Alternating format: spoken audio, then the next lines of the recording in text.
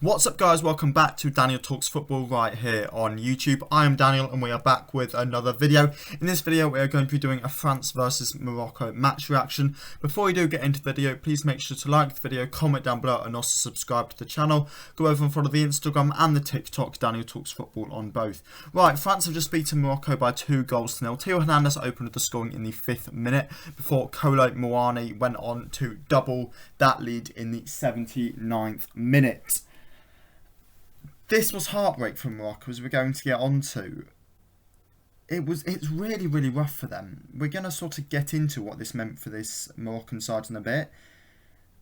But it's rough for them. They were outclassed on the XG, however they did deserve to score with 2.09 to France to 1.01 for Morocco. And we'll get into where that XG has come from in a little bit.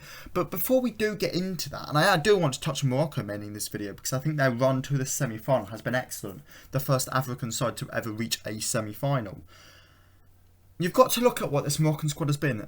The Moroccan manager only joined in late August, and he's done an incredible job with this group in, I think it's just over 100 days he's had for the World Cup.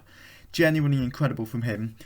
This side didn't do what Croatia did yesterday versus Argentina, and they did not fold.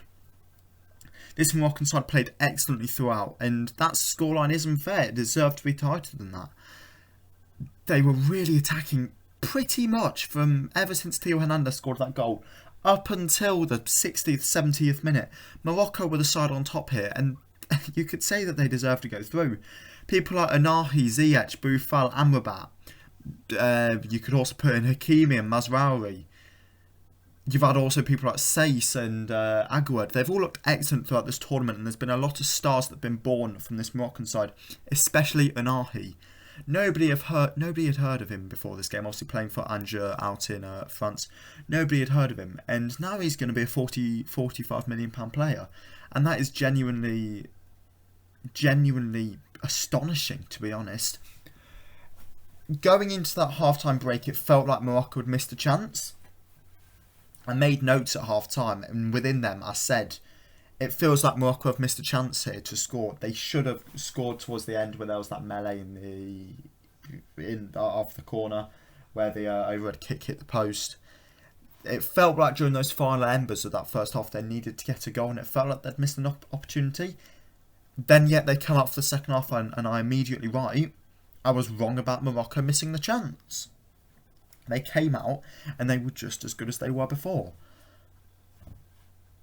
There's a reason why things switched them. We're going to get to that in a second. Before we do, I need to touch on the risk that they sort of took going into this game with Romain Saiss. Now, they got lucky here with Giroud obviously hitting the post from when Saiss just missed the header because of that leg injury he's got.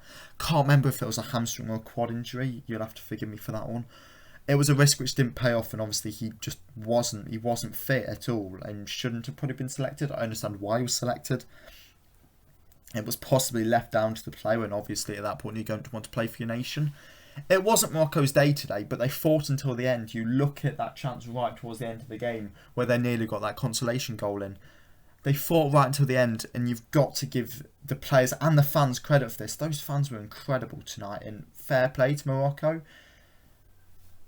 Does this mean that something could be coming in African football? Quite possibly, because I thought they looked excellent tonight, so fair play to Morocco. France, though, there's a reason why things turned around for France in this game, and when they start getting back on top.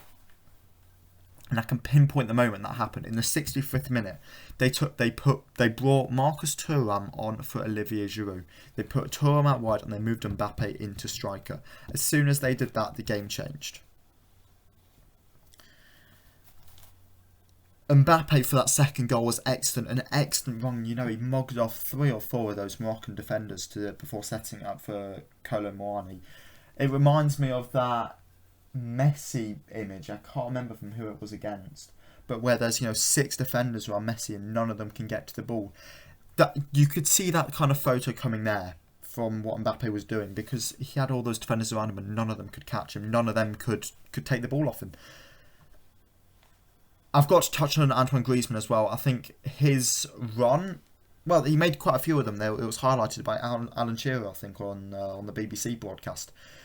he made 3 or 4 runs before that first French goal, and every single one of them was excellent.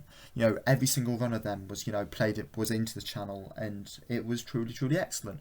I thought he was really good tonight, and he's really excelled ever since he left Barcelona. Obviously got that move back to Atletico Madrid. They're through to the final now to face Argentina, the first back-to-back finalist. I think it's in over 60 years since Brazil did it. Are they going to win it? Well, you're going to have to stay tuned for my prediction video that will come out on Saturday.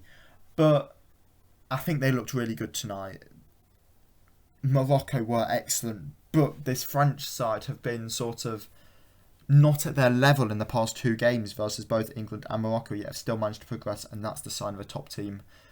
They've got talent throughout, they've got young players throughout, and this is a side that people really need to be scared of. Who do you think is going to win the final of France versus Argentina? Let me know in the comments below, and I'll catch you all again in the next one. See ya!